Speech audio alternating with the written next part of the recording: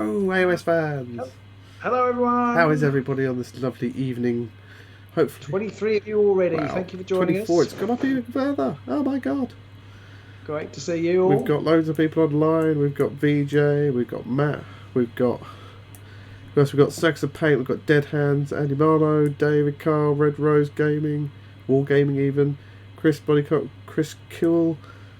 Loads of people. There's everybody. Hello everybody.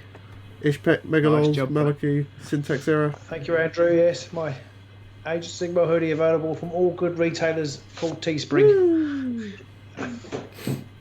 It's awesome. Right, so let's crash on with the show then, shall we? How is everybody out there? How are you today, Robin? How's your week been? Me, I'm tired as usual. That's standard fare for being an adult. No, pretty good. It's been a better week this week for me. I think maybe to do with I had less contact with the children, which is always good. No, it's been a good week. How about you, Pete? I've got a crappy cold, so I'm going to try and not sniffle and snort. It is just a cold, isn't it? Yeah, I don't think there's any coronariness about it. So there's no cough, just the bunged upness. So I might have to put the microphone on mute just so people don't get the I can't remember his name. Darth Vader breathing. Okay. I mean, normally you'd have to pay for this kind of heavy breathing, but Pete's new ASMR, is it? ASMR channel. I don't think it works. Which sounds like a. You say that there's a niche in every corner. That is true. Pug being strangled in a bowl of porridge, I don't think's going to be it, but. Megalos says she wants a bedtime story. It's a bit worrying. I feel like we've digressed rather somewhat. But yeah, there's still 27 people here. Hello, all you beautiful people out there. We will be doing a draw tonight. We've got all the names set up and everything ready. Andrew Marlowe asks, how am I not wearing a jumper or extra clothing? Well, actually, in this office, I'm sitting right next to a radiator and it is boiling in here because I literally had a shower about 20 minutes ago and I'm still baking hot, so I'll be freezing by the end. There you go. You heard it here first, people. Pete had a shower. I always like to make myself nice and clean for all of you people out there in the internet lands. Ishpek says in his office his computer is the radiator. Yeah, these ones kick out a bit of heat once they get going. Yeah, definitely my closest source of warmth. I'm next to my drafty conservatory, so it's a bit chilly here. That'll be why. I quite often when I'm doing the editing on the train, if the Mac is on my lap, that gets hot. That gets really hot. Oh, they get hot. Once they start going and kicking out heat, you're like, wow, this is in danger of burning me or something. Nobody really knows the strife you go through to make these. Yeah, every week. I've got burn marks on my thighs. I feel like you ought to have like a 1 week. You ought to have like a week with Pete. Or just have a camera on your shoulder for the whole week of what you get up to. Maybe not all the time. Poor people. I'm not sure anybody should. I'm not sure anybody should be subjected to that. I mean, it's bad enough I have to go through it. Just so we see what links you go to, hunched into the luggage compartment of the train. Try and edit videos. Yeah. A luggage compartment in my day. We were bloody lucky if we got a luggage compartment. Right, so we're here tonight and we're going to talk a bit of Beastgrave, we're going to talk a bit of other stuff. We've got some questions from our patroners as always. If you've got anything you want to ask about, do shout them out. And we're going to talk general guff as well about other games, because if you've seen in the little thumbnail, there's some other game titles in there. We're going to just chat about them too, because it's been a bit quiet on the Beastgrave front in the last week, I feel. Yeah, we normally do a little community shout out thing. There's been lots of podcasts and stuff out and about this week, but I haven't listened to very many. I think I mentioned last week that I listened to the Chatting Crit one about objective holding, and that was really good. But I haven't listened to very many. I mean, I'm slowly working my way through A Battle for Salvation, which is pretty good, but it clocks in over 2 hours, which I think is a little bit too long for me. So I haven't listened to very many things this week, so I haven't got many community shout-outs, unfortunately. I have one, which is Justin on the Battlecast did a Skaven deck testing out combos, the combo cards that are out. I think some of our patrons are currently trying to build some combo-y sort of centric decks as well, but there's only about 6 or 7 cards in total that have combo on them, and one of them I think's a warband specific one as well. I think it might be a goblin card. So, is anybody out there building I combos? believe Maliki is. I'm not sure anybody else. I haven't tried it. I like to do these things after everybody else has done them. I kind of feel that I always like to not do what everyone else is doing, which doesn't help when like I want to win sometimes. Because everybody else obviously going to be doing the thing that works and helps them win. So, and then I decide, no, I don't want to win. I want to do something else. Stuart Smith says, as long as Andrew says he saw it. I haven't watched it yet. Is it good? Is it good? I didn't watch the whole thing, I'll be honest, but I think it didn't go badly. Right. Stuart Smith says, as long as you play combo correctly, what are people getting combo wrong? Have you seen the use of combo incorrect in the wild? Do let us know. That's probably us. I don't know. I think we haven't played it yet. No, we haven't. We haven't really done any combo sort of stuff. No. We've got a whole gamut of things that we do play wrong. Yeah, yeah. I don't think combo is one of them yet. But don't worry, give it time. Only because we've never played combo. Give it time. We can play it don't wrong. you worry. It's plenty of time for us to cock that up yet. The Battlecast played it very badly. Oh, okay. If only this game were able to actually be picked up Rockwell's poop comes. Yeah, well, this was something that was mentioned last week and we talked about a little bit. That are they going to completely get rid of Season 1 warbands and make them invalid? Because you can't buy them anymore, really. And Skaven are actually doing quite well. There's a deck online. The Loot and Scoop deck is causing a lot of grievances at the minute. And yeah, I wonder what are they going to do? I think they'll keep them as they are. If you can buy them, great. And if you can't, well, they don't care because you'll buy the next thing instead. Yeah, we did talk about this last week. I don't think they'll ban them, but then every now and again I think they will. But who knows? I just don't think there's any mileage in them banning them. I think they'll become obsolete of their own accord. Yeah. As time goes by. Every now and then there'll be a deck that will come up which will make Skaven great or Sepulchral Guard or something like that. Yeah. But for the most part, yeah, I don't think they'll bother. No, I don't think so. I think the only ones that are likely to be relevant are the ones that can bring fighters back. Yeah, Skaven. Because they can be tooled up a bit more effectively. Even then, like Sepulchral Guard, whilst they can bring people back, they're so slow. I don't think they're still that good. Yeah. So I think. Yeah, I was trying to be polite there. I really meant Skaven. Yeah, I think Skaven have the best. Although Reavers, I reckon, are in a pretty good place. I think any of the warbands that have got some speed to them and a bit of different approaches, like your Severin's Champions. There's only 3 of them and they're slow, so they don't have many options right now. So, but Skaven, they're fast. You can bring them back. Gives them a few different, tools, a few tricks that you can play with there. So maybe. But maybe with combos can bring those guys back. Maybe Severin with a combo could be pretty tasty. Yeah, could be. But then, I mean, he's good in his own right. He doesn't need a weapon upgrade, although you could give him great strength. But you have to give him a weapon upgrade that's going to give him that combo ability, don't you? True. So that's the problem. Yeah. Zach Matthews asked, do we think they will revamp the popular first season warbands? Well, we've talked about this before, but they have pretty much categorically said, when asked at an FAQ at one of the Grand Clashes, no, they wouldn't. Now, they might change their mind, but I doubt it, and they're more likely to just re-release them as new warbands. They might be, I don't know, Rarik's Grievers or something will come out, and there'll be Khorne's new guys. I can't. Khorne's new guys. Yeah. It's just literally not Garrick, like Magor, but with just like some googly eyes stuck on instead. No, these are definitely Khorne's new guys. New guys. They could be. So they'd be like the new Seekers, or whatever. But yeah. Okay. So yeah, I don't think they'll ever re-release the old warbands. We'll just get new ones. We'll have a Skaven warband in season 4, maybe. Maybe we'll see a new classic Stormcast one. But it's bound to see a new Stormcast. Malachi says I think we'll see a new Skaven, which I think is pretty likely. I think we're almost definitely. Zach says, what would he do without skeletons? I would say he'd probably have more room in his closet. Hey, thank you very much. I think considering in Warcry, you can have the Skaven, the Storm, whatever they're called, these big suckers.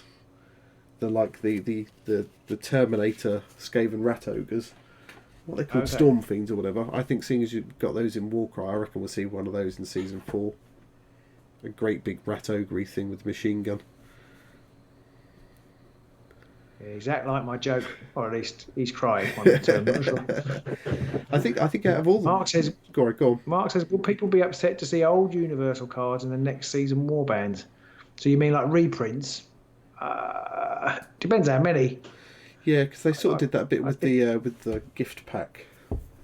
Where we got, oh look, here's Distraction again, and here's Spirit's Spectral Wings again. I don't mind it. I think there's some good cards that will be a shame to lose.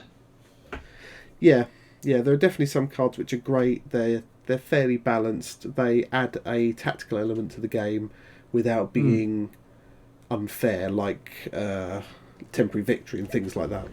So I'm all for that. Austin Johnson says he bets new warbands in the same faction like the new Oryx. I think you're right. I think we're just going to get new and improved Oryx, or new and improved Skaven, or new and improved Sepulchral Guard. And I think the Sepulchral Guard will actually get like the what are those new skeleton things called? People can put it. Osiride Bone Reapers. Oh yeah, the Osiride Bone Reapers. Yeah. So I think that'll be. I think they'll be the next sort of Skelly warband. I don't know if you could bring those back or not. We need to. I've seen the question asked about 50 gajillion times on Facebook. We've got to ask. We've got to answer it. Is there going to be a Lizard Man, a Seraphon warband? I'm still saying no. Season 4, no. You can say no. Well, I'm going to say yes, just to prove, just so we can say Agents of Sigmar called it. Brilliant. And then they somehow managed to not release it, but also release it at the same time. We're both wrong, or we're both right. Yeah, I think this is as likely as anything else. It's more likely than Bretonnian. It's more likely than Bretonnian. I'll give you that. Yeah, I think they won't, only because they've just announced they're releasing the Lizard Man army, whatever it is again, for AOS. So they're doing a new army book for them. But there's no. That's why the question's really said. But there's no new models. As far as anyone's aware right now, they're not releasing new models. So it almost feels, and I think I saw somebody online post this. They just said so it's basically a $60 errata. You're basically paying $60 to just get slightly updated rules.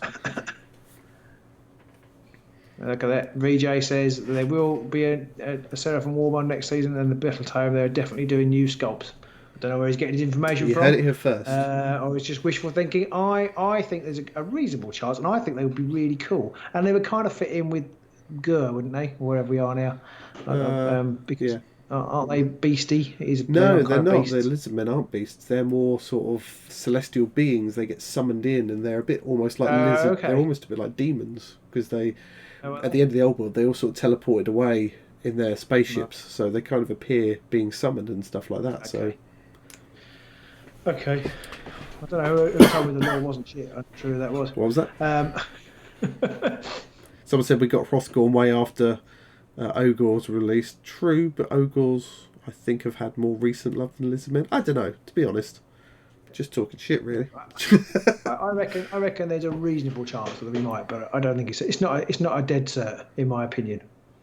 Well, we'll find out, I guess. We've got about... I can't remember how long it was before we knew what the new warbands. It was probably around October time, wasn't it? Because we had the cards and we could work out from the cards what kind of warbands we were going to get.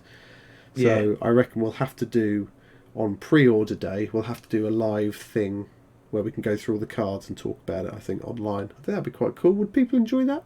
Would you? What, a live morning? A live morning, maybe. Pre-order morning. Saturday morning's not good for me, Pete. True. Yeah, I know what I'm saying this. We'll see what we can do. I know what I'm saying this. Might have to do it from the side of the football pitch. Come on, son, you're doing really well. And look at the Lizard Man on this card, suggesting that Lizard Man will arrive at some point during whatever it's called. Yeah. Oh, ref, that was never a bloody penalty. And you can see on this card here, shut up, ref. Yeah. You never know. Alistair says he'd love to see an Ideneth warband. I would put Ideneth as being more likely than Lizardmen. Maybe spiky elves. Spiky elves. Yeah. Oh, yeah. Pointy elves. Pointy elves. Are they pointy elves? Well, they're not spiky elves. They're those ones. I reckon that they could do pointy elves, and they could do the Ideneth, and they could do the Lizardmen, all in a sort of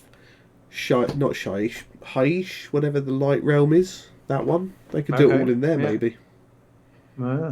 Then you'd have to. Well, there you go. Then you could have some Let's demon. not spend the next half an hour naming all Then you of could the have. factions. Then you could have like a demon warbands, scourge sort of invading the realm of light, and all the light warbands coming to fight them off. I like it. I like Anyway, it. never going to happen, but we can dream.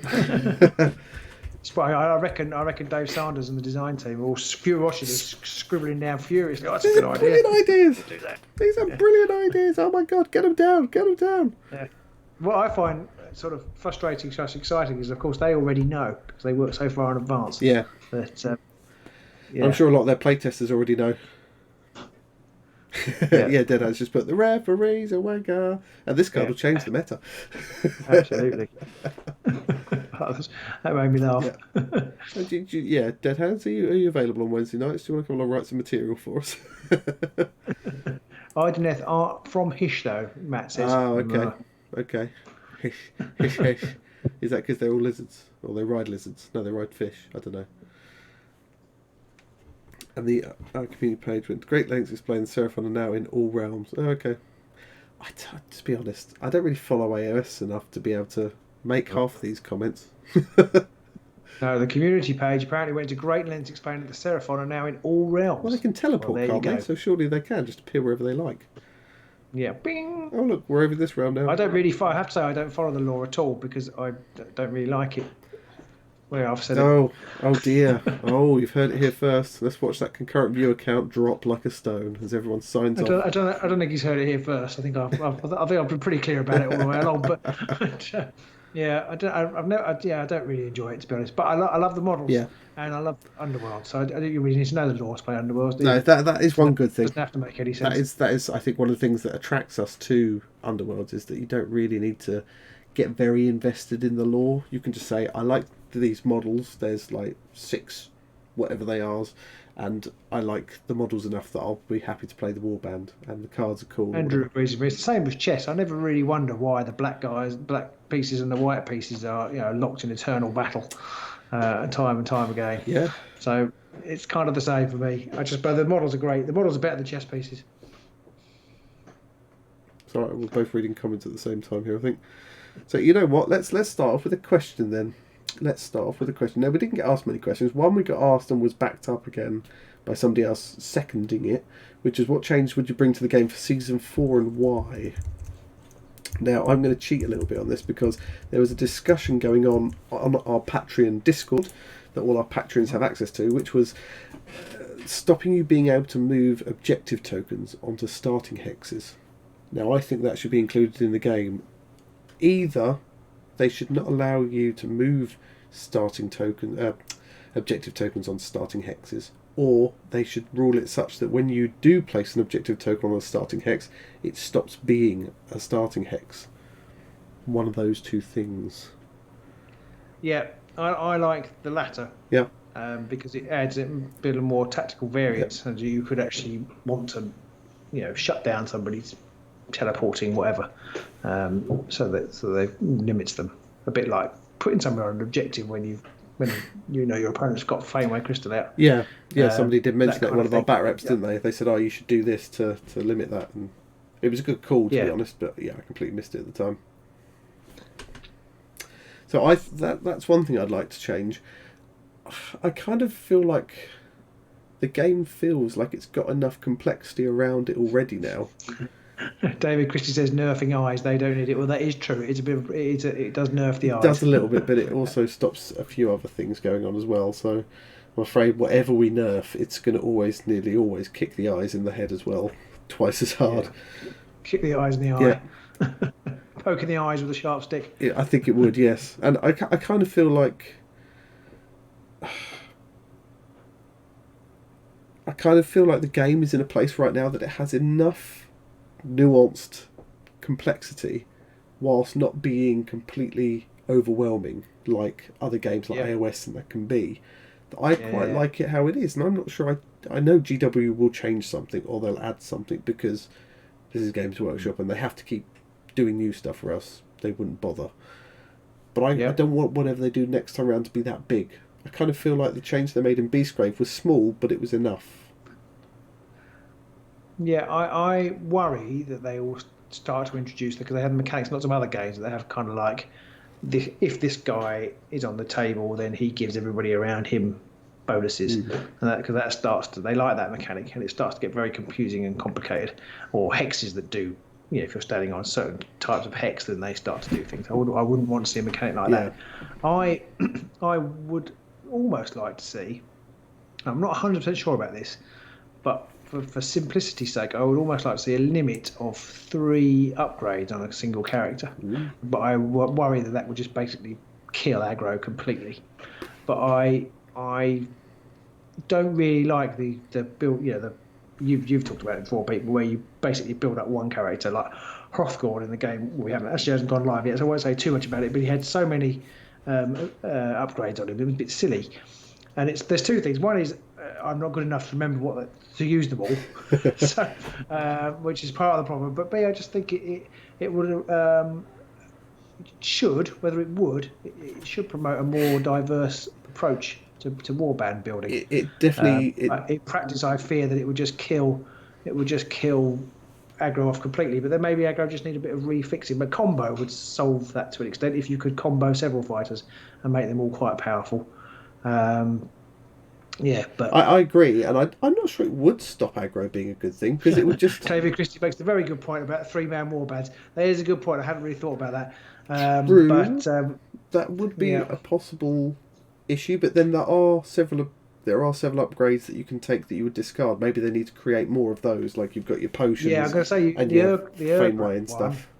The Urgrub one, even that one where you put 3 on and then you lose them all, and then you become the Avatar. That would kind of solve that problem. So I think there's ways around it. And actually, at the end of the day, how often do you get all 10 upgrades out every game, and you need them? Not that often. When you don't want them, you're going to get all 10 out in the first 2 hands that you draw, but the rest of the time you get 1. Yeah, I do like that, and I'm not sure it would break aggro-y warbands too much. I think it would definitely discourage the whole one-man band sort of thing, like your Averon with all of his upgrades, or I think even like Nurgle as well would have a similar issue, because I think the game I played against Simon in our guest matchup, I think she had about 8 of my upgrades on her, so it would discourage that kind of thing a bit as well. But I don't think that would necessarily be a bad thing, really. No, there's some good ideas coming here as well. Bonuses that don't stack, so you can only apply the highest bonus from a card. That's quite a good one. Maybe a max of 4 upgrades on a fighter, that's Andrew. And I like this tags. Tags I like. I saw that. 1 weapon and 1 armor per fighter, something like that. Or 2 weapons. Maybe 2 good. weapons, 1 armor, 1. It would kind of mess up the lost pages type mechanic that they like, and the tomes. That's true. That would mess. But then you could have that as that could be tagged as, and you can have more of those or something, couldn't they? They could do it that way. It starts to get a bit complicated, maybe. But yeah. Yeah, and someone's pointed out, like, say an upgrade gives you +1 dice, another gives you +2. You would only apply the +2. You could have something like that, so that you couldn't have the whole incredible strength, great strength thing, or sting of the air grub and great strength thing, or something like that. I also like Andrew's idea, is you get a bonus glory if you killed a person who had 3 upgrades, and so +2 if they have 5. That's quite nice. Yeah, that would help aggro, actually. Because the more people running around with upgrades on them, it would encourage you killing them off, because you get more glory per upgrade. I like that. I actually really like the idea of getting +1 glory for each upgrade or something like that on them. Yeah, it doesn't have to be that good even. Like Andrew's got +1 if they've got 3 and +2 if they have 5. It will make it worth your while going after those fighters as well, because quite often, like once Fekula's got all those upgrades or whatever, it's like, well, there's no point in trying to kill it. No point in trying to kill her now. That's what I would like to see. I would like to see less all eggs in one basket type situations. I like that. I like that a lot. Yeah. We got asked a couple of questions in chat by VJ, which we might as well answer as well. He says, do people feel like Warhammer Underworlds Online and Underworlds are very different games due to the Beastgrave token mechanics, and how do we think Underworlds Online will handle the token mechanics when they catch up? Which token mechanics do we mean here? Sorry, I was still thinking about upgrades, because David said about the killing tomes and lost pages. Yes, it would do that. But tomes are going to disappear come season 4 anyway. Yeah, well, that's true. They're all going to rotate out. Do people feel like Underworld? Oh, they do. VJ, what do you mean about the token mechanic? Is that because of the charging and the removing tokens? Well, because they did. If that's it, then they've already done that in Underworlds Online. Because if you die in Underworlds Online and you resurrect someone... no, I guess he things like the ritual token and things like that. that. I see. Maybe because Matt's just said Beastgrave tokens are a missed opportunity anyway. Yeah, I think they are. I guess we'll see more of that maybe as the game goes forward. But I think they're fairly easy to incorporate, aren't they? I think. I would have thought so. I mean, I don't know if that's what we're talking about or if we're talking about something else. I am a little confused what we mean by the token mechanic. So VJ, you'll have to expand on that a bit because I'm not 100% sure what you mean. Yeah, so expand on that and we can hopefully answer that a bit better. Do we think there should be a limit on placing lethal hexes depending on what board you select to stop overloading the board? Zach Matthews asked. Well, you can't place them next to another board. Andrew Marlowe, thank you very much for that. Yeah, you can't place them adjacent to another lethal hex, and I kind of feel like there's only one board where that's a real issue, which is the 3 hex one. And I'm kind of ambivalent to that, because if your opponent does that, they can only do it for one game. And then after that, the whatever trick they had going for them is gone. I think it's a bit awkward with the situation where 1 or 2 warbands can completely negate lethal hexes. I kind of feel like where you haven't got that situation, then the game it's all fair in love and war because there is just as many lethal hexes on the board for both warbands, and it's just a question of making sure you control the territory that you want to control. Yeah. And that's part of the game. But when you've got, and they're very strong warbands and they're doing very well, we've talked about that before, it kind of suggests that actually there might be a lethal hex issue when you've got people who can just completely negate them, because they're pretty powerful, and especially when you've got so many distractions in the game now, with 2 distractions and then various other mechanics for shifting people. I kind of feel that there is an issue with having a set of 2 sets of fighters who just don't take any damage from lethal hexes whatsoever. It's quite an advantage, I think. Yeah, I think that I do think that we said this during the Grand Clash, and it evidently didn't come to pass because they didn't win any of the events. But I do feel like warbands that have the ability to ignore those lethal hexes have an unfair advantage. Now, you would assume that it would balance up, that the fighters wouldn't be as good, but all the fighters in those warbands are pretty bloody solid too, so it's not like they really have that much detraction for it. No. And they can move through block hexes, so I don't see her getting any kind of downside to that. But yeah, I guess we'll see I don't know if they can do anything with that mechanic really in the rules. So VJ has responded again. I haven't played a lot of Beastgrave, but I recall that when it came out there was a lot of discussion about placing and removing tokens for charging, guard, etc. I see what you mean. Yeah, yes. It's to do with there's lots of cars now like that you use, and then you gain a movement token or something, take them away. I guess they could just put them on where they have them now. Maybe make them a little bit clearer, but the cars should just work. Yeah. And take them away as I don't think it will change things. I don't think. No, I mean, it's probably a bit more of a pain in the ass for their developers, because they're going to have to develop the recognition between having a guard token and having made a guard action, and they're going to have to differentiate that in their logic. That's a lot more subtle. That's more of an issue, I think. Yeah. And that's a Beastgrave thing, isn't it, with guards like Survival Instincts? Yes, where it's like this person is a quarry and then they are also on guard, but that doesn't mean they get a guard token and blah, blah, blah, blah, blah. So, no, they are always on guard even if they charge. Yeah, that's a good point. Yeah, that is going to be an interesting one for their devs to work out, but I don't think it's going to be a massive issue overall. No. And then he asked, would we stop playing Warhammer Underworlds online if when it switches to tokens? I don't think it hasn't stopped me playing Beastgrave, so I probably won't stop playing Underworlds online either, because I'm not sure it'll make too much of a difference. No. Excuse me a minute, I'm just going to go and shut my door. Fine, I'll talk to myself. So let's ask another question that I'm going to answer all by myself. It was an easy one. It was called, when will Simon be back on the show? Whenever Simon wants to come back on the show, really. Surprise. And anybody else who is a patroner who also wants to come on the show, maybe as a duo, they can come on the show as well. Just let us know. All our patroners have the ability to come on the show if they want. Yes. So that's when Simon will be back. Whenever he wants is the answer. Someone else asked, which warband are you most looking forward to seeing on Shadespire Underworlds? I presume they mean Underworlds Online, because they said Shadespire. I can't wait for either Skaven or Garrix, really, if I'm honest. Sorry, what was that question? Which warband are you looking for next on Underworlds Online? Okay. Well, I'm going to say something different then, aren't I? No, well, I think both of those would be quite good.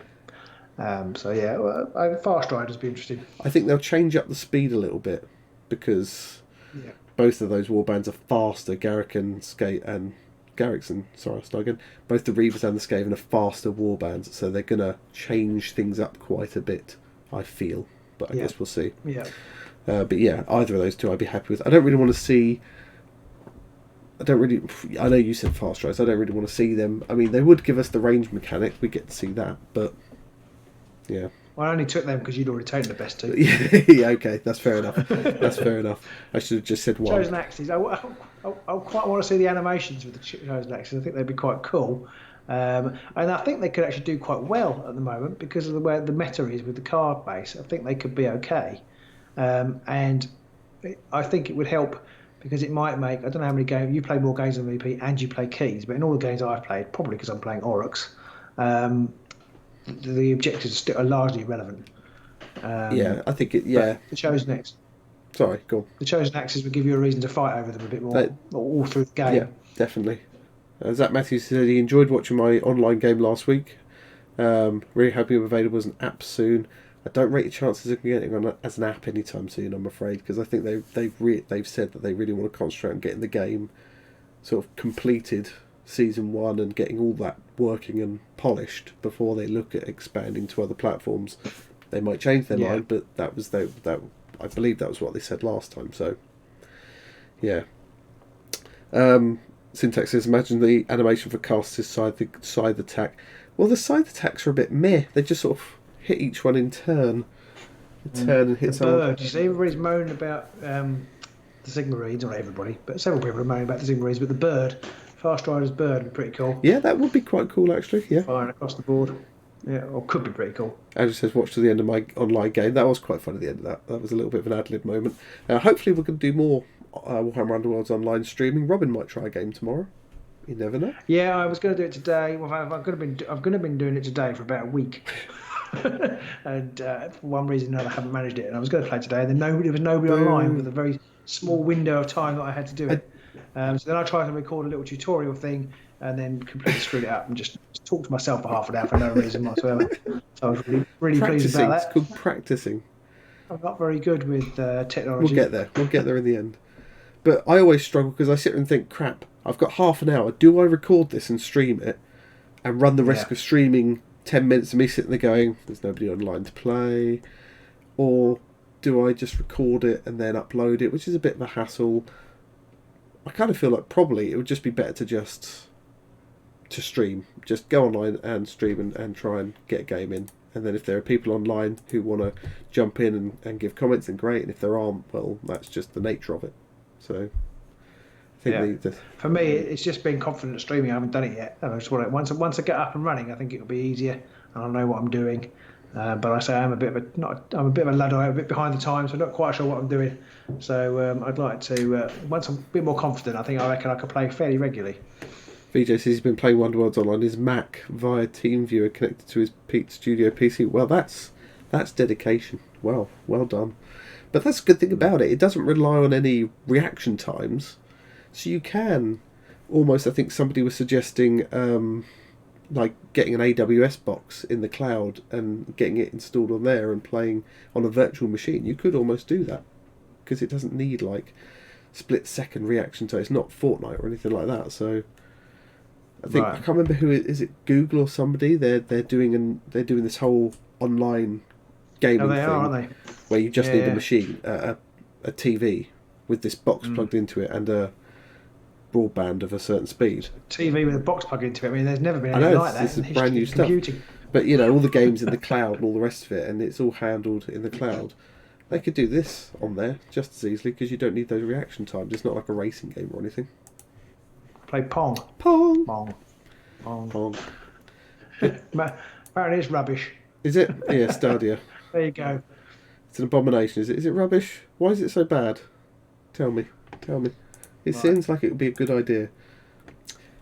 Exactly. If steam is something that powers trains, yes. Steam is something that powers trains.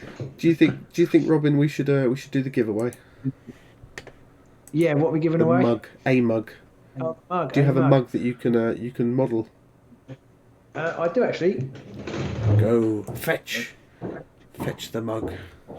This one's got tea in it, so you won't be winning this one. You won't get the one with tea in. No, you won't get this one. This one's had tea. It's got cold tea. I've run out of milk today. Oh. Down to oat milk only. I'm not sure I want a cup of tea with oat milk in it. Oh. So There we go. There we go. No, right bit, left bit, down it. There we go. The new AOS mug. The AOS mug with the new logo. That's what we're going to give away. Give one of those And away. everybody who commented last week has been added in to the name. Somebody's demanding tea. Well, we could send tea, but I don't know that it'll be arrive warm or be in the envelope. I mean, we could just put a tea bag in there if you're desperate. Yeah. Right, so I've added in all the names for everybody who commented, and we're going to see how this goes. I'm using the same thing as last time, so this should work absolutely flawlessly. I was going to say I'll put a tea bag in it, but we'll probably send it direct out from Teespring, so that won't work. Yeah, probably. Right, are we ready? Go on Is in. everybody ready? Here we go.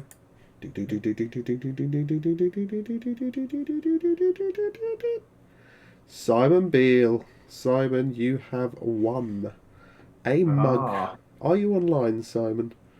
I haven't seen him today. Simon Beale, you are the winner. I need to make a note of that one so I can get in contact with him.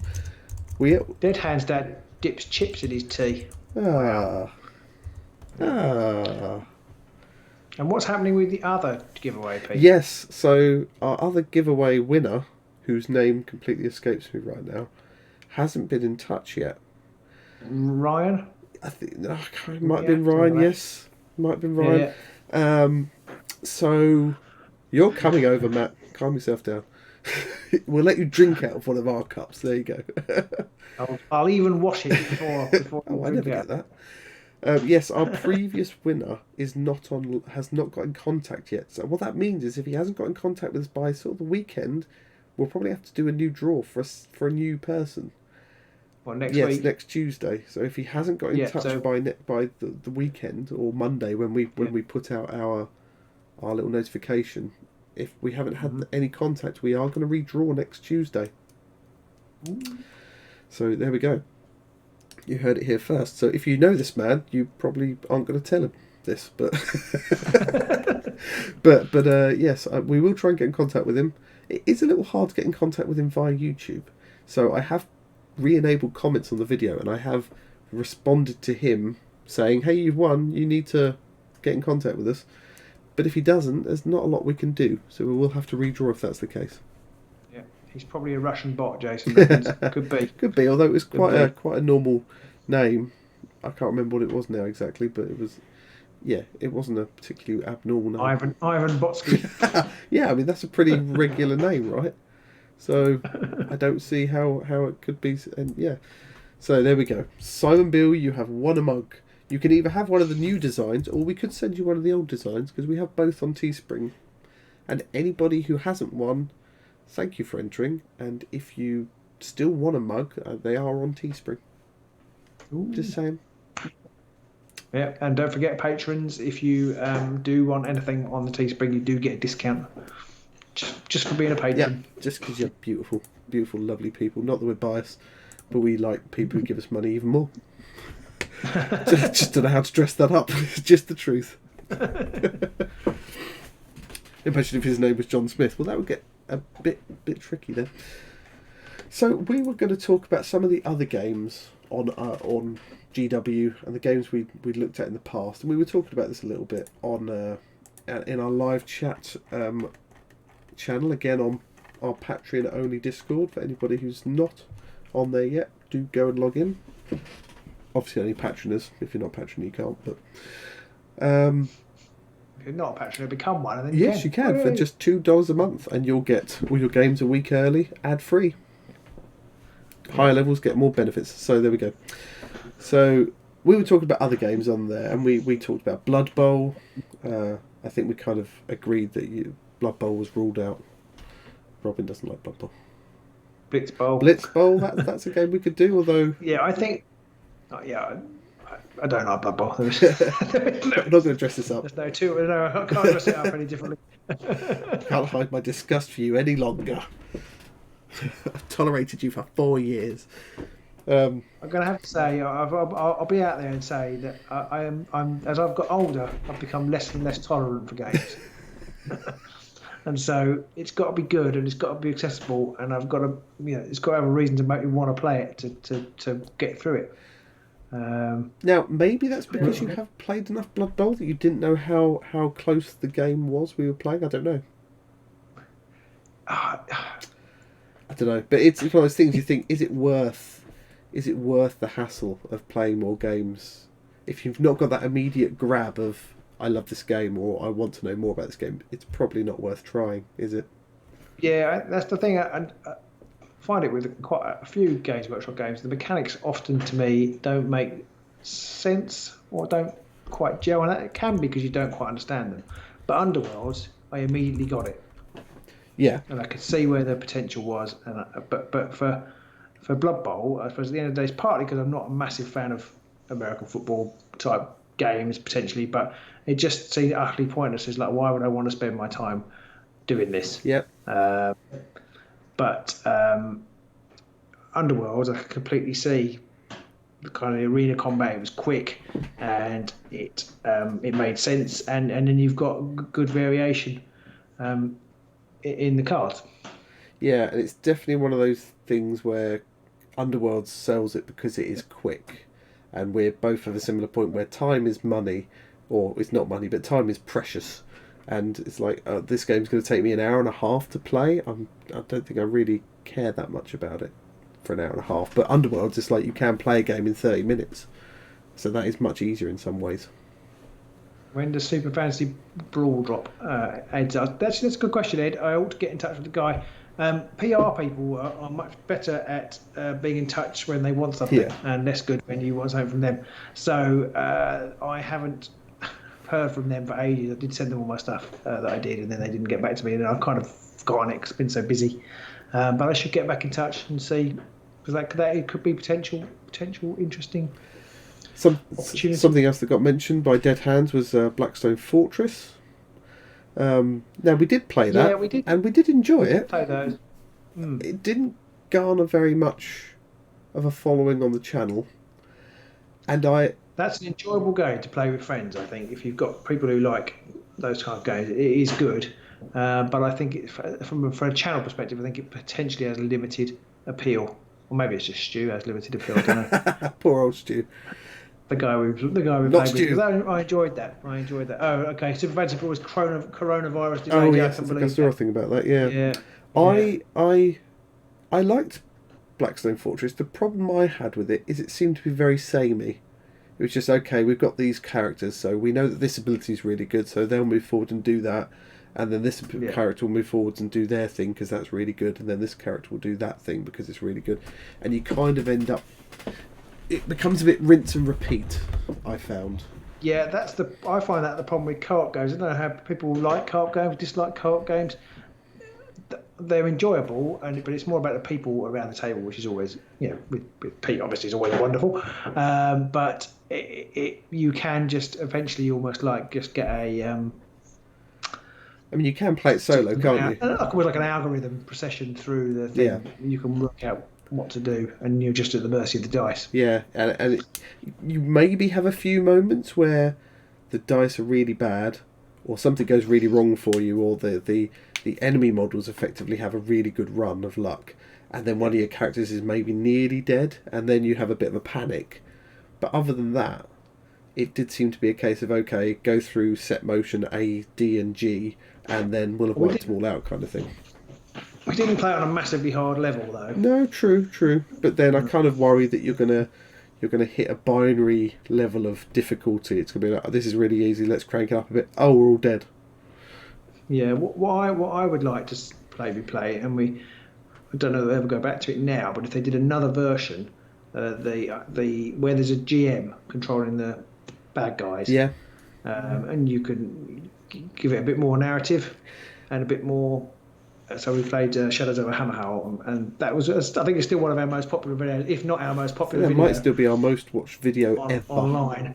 I enjoyed doing that, and that's a bit more interesting than just using the AI, because although the Blackstone Fortress AI isn't that bad, it's also not that good either. Well, if you've got a human doing it, it's a bit more interesting. Yeah. And I think you can do it that way. If you've got 5 people, we only have 3. Yeah.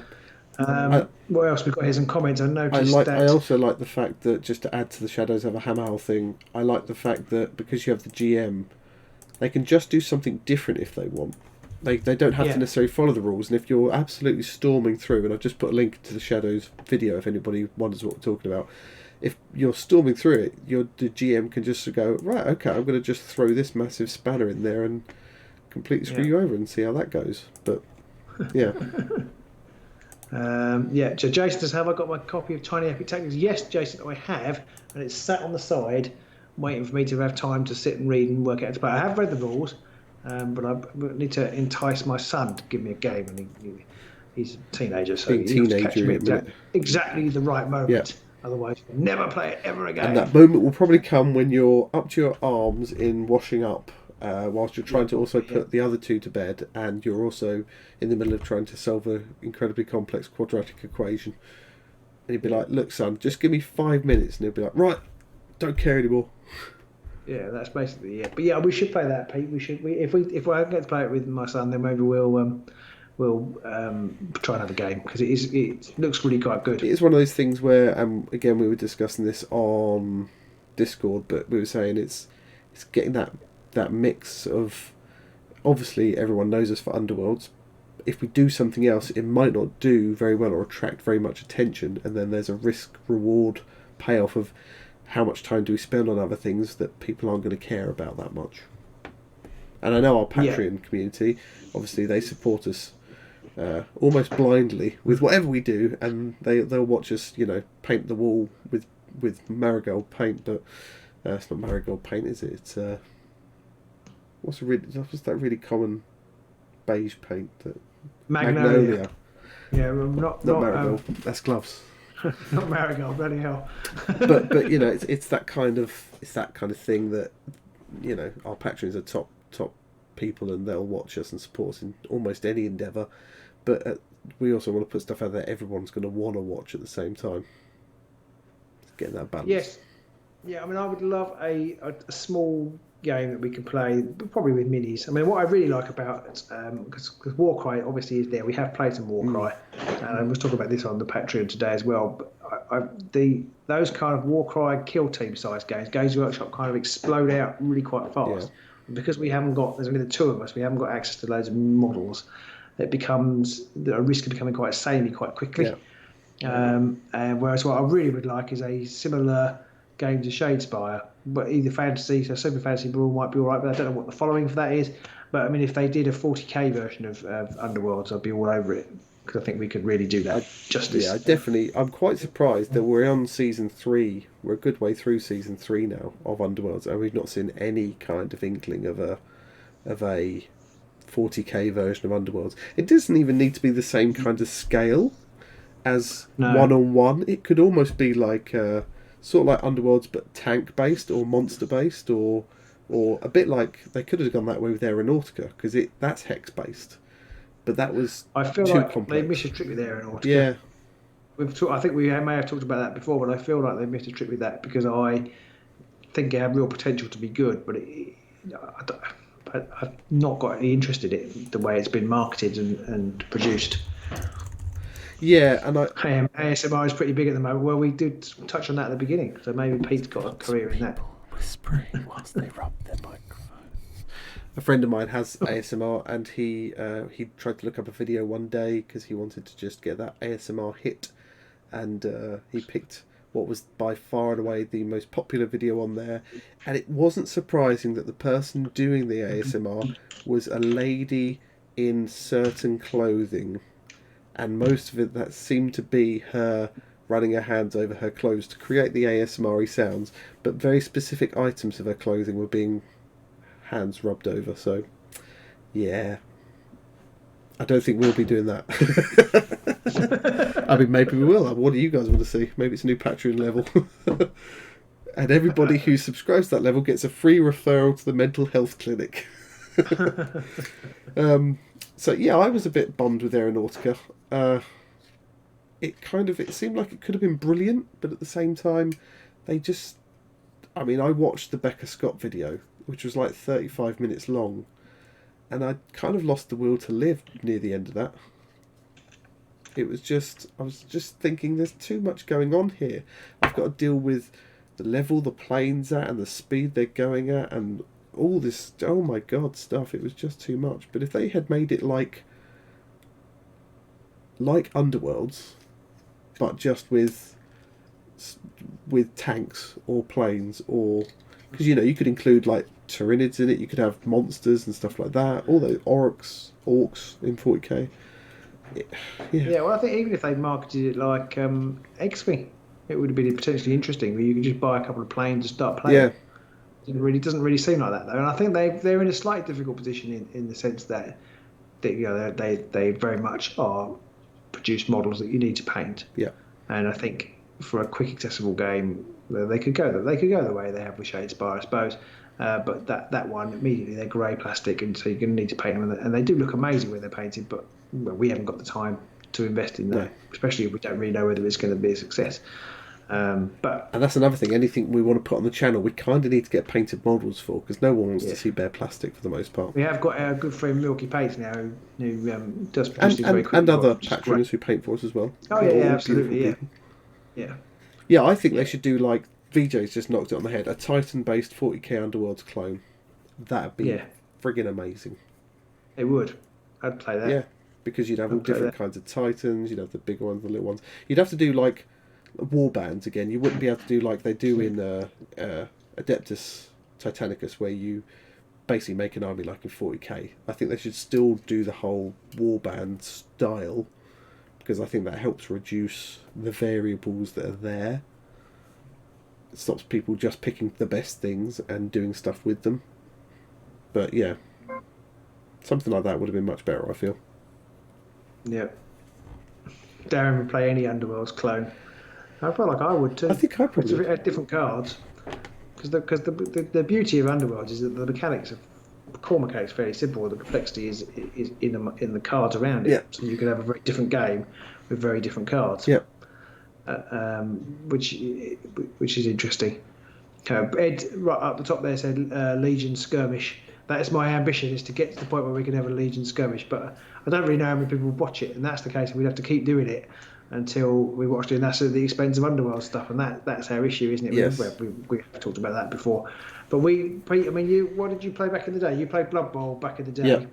Yeah. Blood Bowl was my 90s game. I think it was one of the... I played 40k in Warhammer, but Blood Bowl was one of the first things that I probably played properly.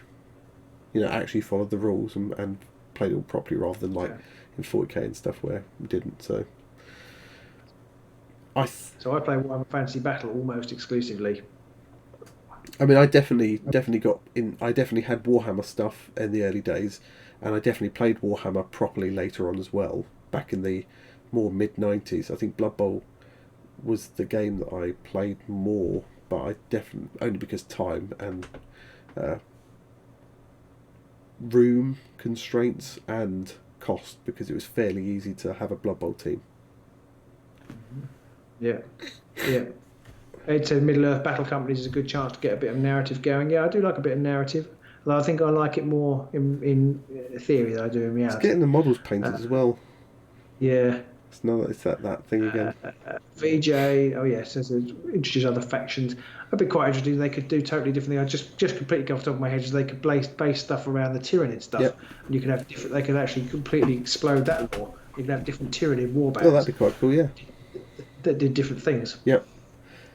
We did briefly talk about Adeptus Titanicus, but mostly because we didn't get sent a box to review, we didn't bother. It's just one of those things. We had so much other stuff going on. It's like, do we get a box? Nah. Yeah, it's too. But we did get a box in Necromunda, and we were both still kind of a bit ooh-ah about that, and we're still undecided. Well, we played Shadow War Armageddon a couple of times, didn't we? Yeah. And I think where Underworld spoils me is that you haven't got all that movement, line of sight stuff. I don't know why I've got my eyes shut. You just play it. It's like, well, he's 3 hexes away. Yeah. Bang! I can shoot you, or or I can't. And whereas when as soon as you start having terrain with different levels, and you start immediately. Again, you've got your ruler out, and then you've got squinting over it. Can I see you? Can't I see you? And you start to have these kind of shades of grey, which is comparatively speaking, although we sort of complain or like to complain about the reaction windows not being clear and like card interactions not being clear. Underworlds is very, very. It's still pretty defined. black and white in comparison, yeah. Now, David Christie said, "Have we heard of Malifaux?" And I have, and I really like the models. I've never played it. Is it good, David? Should I play it? Whilst we wait for that response, I will say we had another thing we had with all of this is because we played Warcry for a while, and we kind of it wasn't too bad, but neither of us cared enough about the AOS lore, I think, and it exploded a bit much for us to be able to keep up with. The problem we have with those kind of games as well, whether it's Necromunda, or Shadow Wars Armageddon, or Kill Team, or Warcry, is the scenery. Red Rose is in the house. Hello, Red Rose. Yeah, they were in. Now, Red Rose loves Warcry. That's your Malifaux? thing, isn't it? It says Malifaux. Sorry? Malifaux. I used to love Malifaux. Malifaux, yeah. You said Warcry. No, but Red Oh, I Rose now see, yes. plays a lot of Warcry. The problem we have with those games is recording them takes loads longer than an Underworlds game. So we would end up with like a 20 or 25 to 30 minute battle report would take us an hour and a half to record, whereas we could almost get a game and a half of Underworlds in that same time. So that's Malifaux is getting some love over here. Yeah, there's a lot of people saying it. I'm kind of a bit of an unintentional GW fanboy in that I've only ever played Games Workshop tabletop and board games. I've never really gone out. I've never skirted outside of the realms of GW. Not because because I think that anybody else is not going to be any good, but because GW do so much, it's hard to get. You get don't away have from to it. go outside the shop to play if you don't Exactly. want to. If you like robots, I find their rules writing isn't particularly great, and I don't find their games anymore. I used to love them when I was younger, but I think there's a lot better rule writers out there. it could be right. With the exception of Underworlds, which I think I have mentioned before. That's where Underworlds has come away from their normal game system, and it works. Yeah. Lots of people are liking Malifaux. Not that many people have played it. Justin Ellaby says it's great sculpts, excellent rule set. So is Malifaux hex based or? I think it's just tabletop. I'm going to very quickly Google Malifaux. If I get the right window. Warcaster. We were looking at Warcaster today, weren't we? In a small way. I have to say, Warcaster, I wasn't a fan of the looking of the models. I looked at the models and I thought... Yeah. I mean, Malifaux looks like it's just a tabletop game. I don't think it's hex-based or anything like that, but somebody can correct me in the comments. Raphael likes Malifaux, but he hates some Malifaux players. Has it got a big following? I don't really know much about it.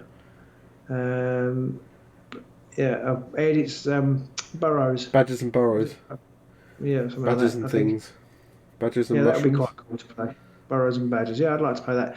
I'd also like to play Frostgrave. The second edition of Frostgrave is coming out, I discovered today. Yeah. Now, I don't know how similar Frostgrave is to Necromunda, because I think they have similar rules in some ways. You have to have a we go system, so you take turns activating things, which I think I prefer over the older style I go you go systems of yore. Your? Yeah, your, not mine. Yours, not mine. I thought that was a game. Your game. No, my game. I kind of prefer the we go system, and Necromunda has that a bit like Frostgrave does. Again, it's that thing of getting a warband or getting a gang stuck together and painted so we can actually play a game to work out if we liked it, or taking an evening out of recording stuff to just try a game and then suddenly we haven't got 2 weeks worth of content to show people, and quite rightly, people might get a bit annoyed by that. Yeah, Matt says Frostgrave and Necromunda have a lot of crossover mechanics wise. I like that. And we could use Underworlds painted minis to make a Frostgrave warband. I think we did that. Didn't we do Well, I think we played before Underworlds was really out. That's true. So I think we used a lot of our AOS models. I think when we did that before, we did, and I had an old wizard. Yes, from D&D days. Yeah, you could use. You could use the Underworlds models for that kind of thing. Gaslands. Yeah, I've seen Gaslands, but I might even have a copy of it. I think we got sent one. There was a time Osprey kept sending me stuff. I think I may have got rid of it. No, I think I've still got it. There you go. Yeah, God, there's so many games. I've got Burrows and Badgers there. Okay. And I'm pretty sure I've got Gaslands as well here somewhere. Yeah, I think I use some Fellowship models, Matt, as well. So, this thing, when you start this conversation with people who are interested in the same stuff as you, like you guys, you suddenly remember there's all these amazing games to play. So will we play any different ones? I don't know. I had a plan for Frostgrave, funny enough, of doing a see a syntax error of doing a Emperor themed warband with the Emperor and Darth Vader and Stormtroopers. I can't believe I haven't made you play this yet. I've got that too. I know. I may have got rid of that because I knew I'd never play. I mean, it's zombies, so I'm immediately aroused. But I don't think we'll ever play this. Songs of Blades and Heroes is a nice tabletop tabletop game. Look at Mythic Battles Pantheon. Oh yeah, that looked quite good. Mythic Battles Pantheon. Wow, too many games, not enough time. I think that we're probably all in the same position, especially with the explosion of miniatures games of late. Yeah. There's so many. I was looking at the somebody on Geek Dad has been writing extensively about the new Sigmar or whatever they're called. Cool Mini or not? Yeah. Cool Mini or not. Come on. Chibli Marvel game. But again, I mean, it looks like it's an expensive outlay. The miniatures look quite good fun, but I'll probably never play. Mythic Battles Pantheon is glorious. Ooh. And then there was, is it God Tier? You'd spoken to Mr. Giblin about that. There's another classic example of people who are excited and PR department talking to you and then just disappearing. I should probably drop Jamie another email about it, actually. Jason is an official demonstrator for Mythic Battles in Australia. Cool. So it's good then, is it, Jason? Matt says, are those regular shorts that I'm wearing? Maybe. Are you wearing shorts? There was some leg. You could call them shorts, but they're maybe of the bedroom variety. You're not sitting in your pants, are you? I've got my pyjamas on. I'm ready for bed. This is the problem. We've got so many games that we'd like, but every time we think of trying something else out, it's time taken out of recording content for the channel. Yeah, we kind of need to try and find something that lazy knickers. Try and find something that hasn't had very many followers. Well, has quite a lot of followers, but doesn't have very much content. Yeah. That's the dream. And I think you're going to struggle because by definition, we probably are. Well, we were lucky with Underworlds in the sense that it had a lot of potential interest and no content because we were there at the beginning. So it's just picking the game to be there at the beginning. I think that was it. That was purely. Yeah, we were just lucky that we got a review edition. We did some videos which blew up on the internet because obviously it was a whole new type of game for GW, a whole new sort of type of game, really, almost full stop, barring a few alternatives, and it captured a lot of people's attention, so we were just lucky. Yeah. Okay, it's oh god, it's 20 past. Just record 20 hours of Blood Bowl online, free ups on Wednesdays for something else. I like it. What I'm going to do though, I'm going to go and check out Mythic Battles after we finish tonight, and then I'm going to pester Pete about it, and then we'll probably buy a copy, and then we won't play it. But I'm going to have a look and see whether I can bring that to the channel. A bit like the Harry Potter game that we bought, pre-ordered, got, never touched. Yeah, I paid some of the figures, but the game itself didn't look very good. There's a second edition of that now. That may be better, but that is another game we thought would be interesting and actually could have got on the ground floor of. Yeah. But although I've not really seen anything on YouTube for that either since. Well, no, the Harry Potter game is awful. Yeah. There you go. It does seem like it's one of those things which is more about the models that look like the films rather than being a game in its own right as well. get in contact with Monolith about it. I think I've tried to get in touch with Monolith about things before, and they ignore me. But maybe they would be interested. I think it's Monolith. I get them confused. Are they the guys who did the Batman game, but not Night Models? Because there's 2 Batman games. Is that Monolith or is that?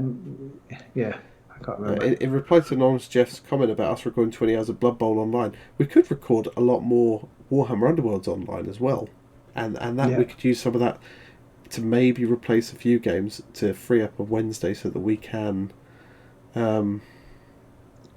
We could try a few other things out, like Necromunda or some of these other things, yeah, it's organisation. This is like a full-time job. It's like running a business, and we're doing it very badly.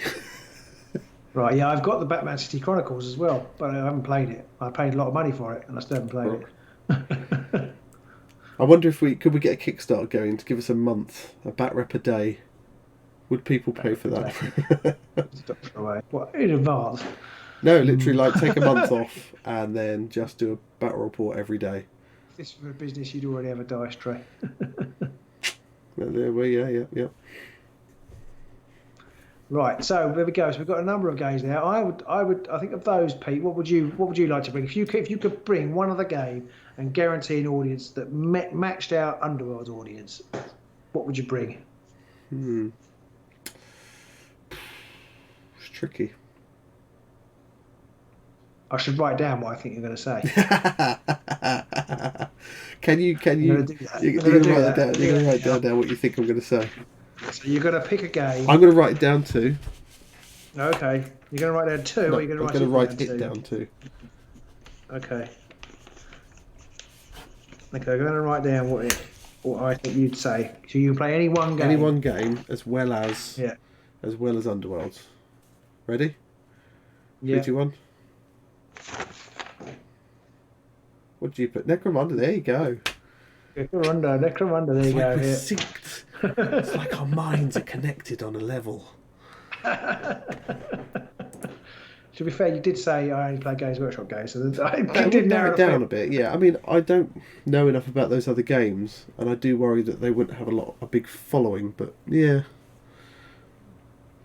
I think a lot of it's like Anonymous Jeff has just said, is a lot of it just takes time to get known as being somebody who does this, and I think. Yeah. I mean, we're not the biggest Underworlds. We're probably the biggest Underworld specific channel, but that's because there aren't any other really Underworld specific channels out there, so it's hard to not be.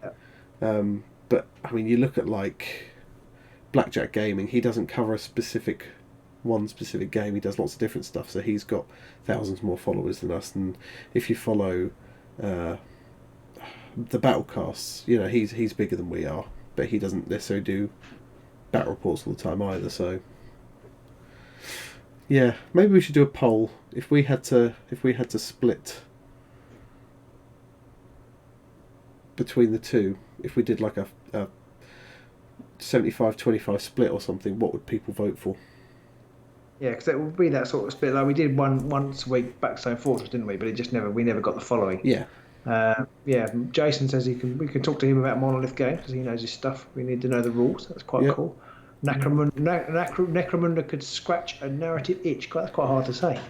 There is that. I mean, you can build that up. It is quite hard to do because if you have characters that get killed or you upgrade weapons, it's quite hard to update things. Yeah, that's the other thing with those kind of games. I'm not into the modelling side of it. I just want to build the model and that be the guy. Yeah, there is that. Which is the other reason why I love Underworlds. Timothy's in the house. Hello, Timothy. I haven't seen you commenting yet. Only time will tell if we do play any other games, if it kicks off. Well, that's absolutely right. Yeah. Big shout out to Timothy, because I believe you won glass with the Oryx since you were last on. So well done with that. Red Rose says that diversity is important as you get burnt out playing one game all the time. I think Underworlds, because the warbands can be so different, I think it's almost like playing a different game each time. Yeah, and then they refresh it often enough with the new cards. Yeah.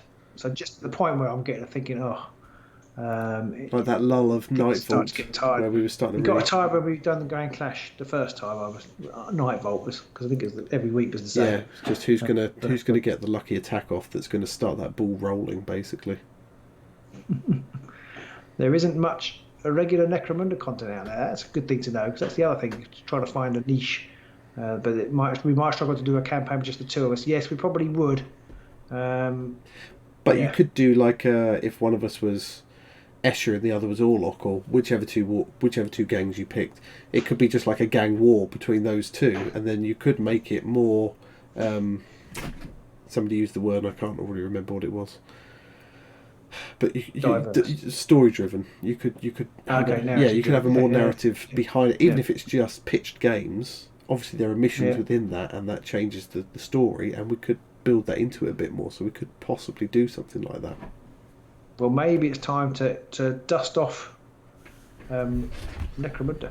What I would play, Pete, you didn't ask me, but sorry, yes, anyway. I did mean to ask you. What would you play? If I could play anything and it could have a following, I don't even know if it's any good. I want it to be good and it would have to have a following. I would play the Batman miniatures game, the Night Models one, or either of them actually. That's what I would play, because I would love to play. I'd love to have a game of Batman that was followed by lots of people that people wanted to watch. Well, I'm just looking. I don't think just googled it. So, Joker versus Bane by Guerrilla Miniature Games. I mean, that came out June last year. Guerrilla Miniature Games. It's a big channel. 75,000 subscribers. It had nearly 4,000 views since June last year.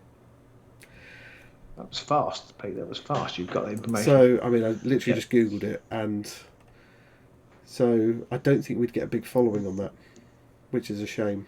No, I don't think we would. I was just saying that's what I would play. If we could play something with the following, that's what I would play. But I haven't got the models even, so it would be a bit of a nightmare. The other problem with that is you need all the buildings, because it's like it's real world. It's regular streets and regular houses and stuff, and you'd have to get all those office blocks, and that would be an absolute pain. Again, that's the beauty of Underworlds, isn't it? You haven't got any scenery overhead. Yes, exactly. Maybe other games would be better. That is one benefit of Necromunda, is you can play the tabletop version where you don't have the terrain. That's true. And you do have a ruler, but terrain line of sight blocking is much simpler. Yeah, well, we've burbled on for 76 minutes now, apparently. God, it's 11:30. You crazy people all sitting there listening to us talk. We are slowly drifting towards Necromunda. I think Warcry on Necromunda will get Steve's views. Well, there you go, Steve. Steve's called it. I think Warcry, for me, is too. Whilst I enjoyed the game, I found that, and someone mentioned this way back in the comments, and I meant to highlight it at the time, but depending on the cards that come out, you could already have lost. And I think we had a game where you nearly lost turn one, and we sort of went back and went, actually, we'll move you around this way a bit so that you can get out of here, because if you can't do this thing, you're dead and wiped out straight away. So I think Matt said, it's too random. I don't mind it, but you can find yourself completely in a losing position from the get-go, and they do nearly always seem to be a charge in and smash the other person, and that's like the only option. Oh, and Ed says Legion or Middle Earth for me, so he's more my kind of guy. Ed, our new channel. Well, Ed's already posted a link to the skirmish rules for Legion in the Patreon Discord. Yeah, I mean, I'm halfway through painting Boba Fett. The thing that puts me off, and I know there's a coronavirus issue at the moment, but the thing that puts me off playing Fantasy Flight games, these Star Wars ones, is that it's really hard to get hold of the models. They go out of stock, and they go out of stock forever. Yeah, at least with GW, you know there's going to be a mountain of them whenever you want them. Yeah, that's a real problem. I would like to get some clones, but you just can't buy them for love nor money. I think you might be able to buy the new box, but I want to buy the core set, and I didn't get it. And that does put me off. The other problem with it, again, is scenery. You want, you don't want to just be playing on boxes and toilet rolls for trees or whatever. So you want the proper trees from Hoth or actually, Zavastro already lives down the road. Maybe I should go and see him. What? Oh, yeah, he does. Pinches models and he does the painted videos. Maybe we can bring those painted models and scenery onto the show, and we'll have a game. Yeah. I think I'm not sure. He might be above us now, or not now. He's always been above us. Trees in Hoth, Pete is bad. Yeah, I didn't mean Hoth. I've completely blanked on the planet. I'm going to admit, I'm not a massive Star Wars fan. But we've had this discussion before. It came out before me, so it wasn't really something that I grew up with in the same way, I feel. Yeah, Jeff says X-Wing doesn't take much room or scenery, but people who like it want to see high-end power go, yeah, that's the problem. You've kind of got to be hot on the meta, haven't you? Yeah. And also, I like playing X-Wing, but I'm a bit clumsy and I keep knocking the models over, and where they are on the mat is really important. You accidentally moved that model so it was closer to the objective, eh? How convenient. So again, it's another reason why I like Beastgrave, because as long as they're in the hex, it doesn't matter which way around they're facing or anything like doesn't that. matter which way they're facing. If they're half in the hex or all in the hex, you know what hex they're in because you can count 3 hexes from the starting hex they were in before, so it was nice and easy.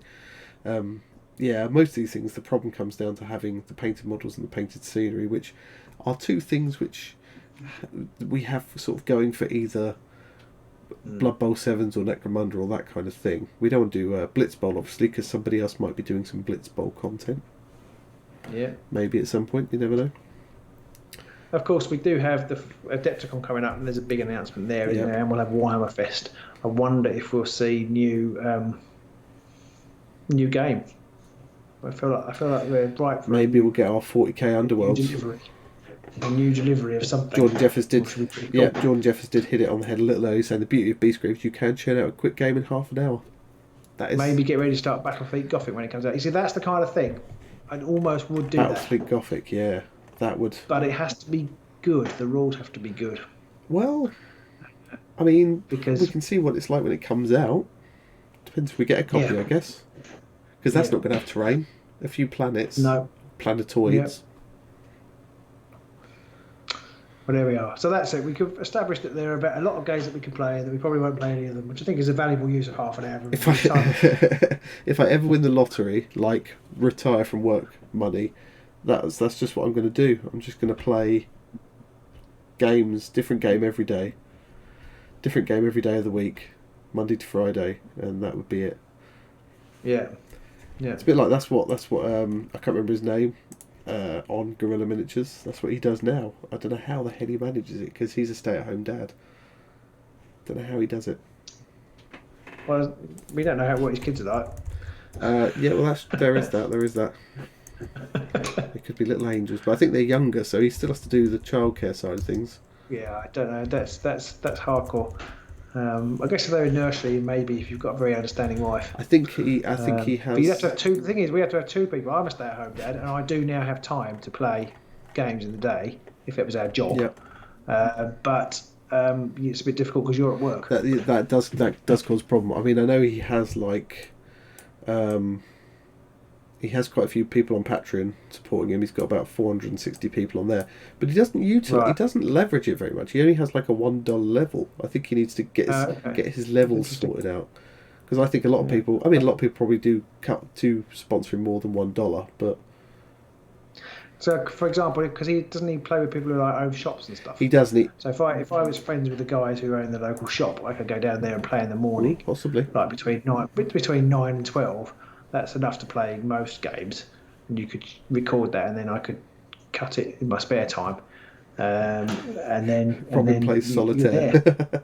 Yeah, I could play solitaire. I am going to play some Underworlds online. As I said, once I get the hang of streaming, and I don't just talk to myself, then we will play. So maybe we'll try something like a quick game of Necromunda or something else to try that out and see how it goes. Maybe we'll try recording it, but I think it might be safer if we just try and play a game first to see if we like it at all, and if we feel it's something we might actually be able to do. And we'll obviously continue with Underworlds, because I think that's... And Battlefleet Gothic when it comes out. Yeah, but if and when Battlefleet Gothic comes out, we might have to give that a try. I want them to redo Manor War.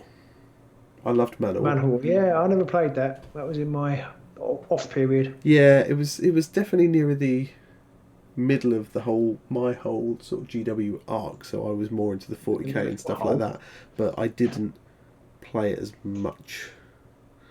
Enjoy rolling every time you want to scratch your butt. Well, is Necromunda that bad? I thought it was much more streamlined now than it used to be. Maybe I'm wrong. Why not Dreadfleet? Dreadfleet? What's that? Yeah, I'm not sure what Dreadfleet is. Dreadfleet. I feel like I do know, isn't it? Wasn't that another GW game? It was, yeah. There's a. It looks like It's got undead, so I'm sold. Pete. Right, we can do this. You're such a multitasker, Pete. Dreadfleet is a boxed game for 2. It doesn't look like it has expansions though, so it looks like you just have the game.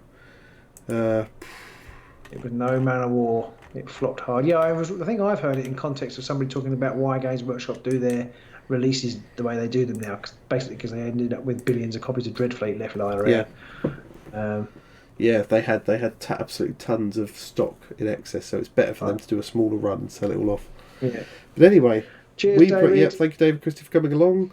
Andrew has made his third terrible pun of the time of the streams. I think it's probably time to go. I think it might be. I'm going to make a note of the winner of our mug, which was Simon Beale. If you're not on yet, do comment below, Simon, if you watch this later on and go, "Oh my God, I won!" Please do get in touch with us either via Facebook Messenger or comment on the YouTube. Comment on this video first. If we do have a best pun for our agent show at Tabletop Gaming Live in September, if we do have a best pun, it's going to be down between Andrew and Edward in the final. It's going to be close. In the final, I think. Although there was a couple of other people chived in with some good ones in this stream, so thanks for that, guys. I do like a good pun. I just wish all these people lived closer, because it's like we I don't want to name names and expose locations, but we're getting some people coming over from frigging miles away to come from a different country, basically. To come and play a couple of games in our drafty, freezing cold garage. I mean, that's crazy and brilliant. And we had Simon come down, but he's a lot closer. He's only 30 minutes away. I just wish all you people were much closer so we could do this more, basically. Move to Nottingham. Be loads of people there. Yeah, there is that. It's a bit drastic though, isn't it? I don't really think I'm ready for that kind of life-changing thing right now. You said you wanted to move in with me. You promised. Yeah, only your house, because it will keep its market value. Oh, I see. Right, you don't want to live here. Really, you don't want to. Okay, I think it's time that Where are we, guys? Russ says, where are we? We are near Gatwick Airport in the south of England. I don't know where you're from, Russ, but southeast of England. Moving from South Downs to Nottingham, be a bit of a change. Yeah. Move to Canada, full of gamers. Yes. Head to the garage now. Excellent. I'll be out a second. Ed. You poor man. Cheers, guys. Yeah, thank you all for tuning in. Stream as ever. It's been awesome as always. For coming along. I kind of feel like you just sit and watch us rattle on about almost nothing. Nonsense. But there has been Tim's in Cambridge. I wouldn't mind living in Cambridge. We could play with Tim. Mind you, he wins all the time. That's yeah, he thrashes consistently. Yeah, we've had a steady stream of about 40 odd people all evening. That's great for me. I love it. So thank you everybody for tuning in. We'll see you soon, and maybe we'll start trying a few other games here and there as well. Yeah, sounds like there's definitely people would like to do some other things, so we'll definitely think about it. Yep. And Simon Bill, if you're watching this, comment below so we can get in touch. We'll see you soon in the Beastgrave, guys. Bye. Bye, everyone.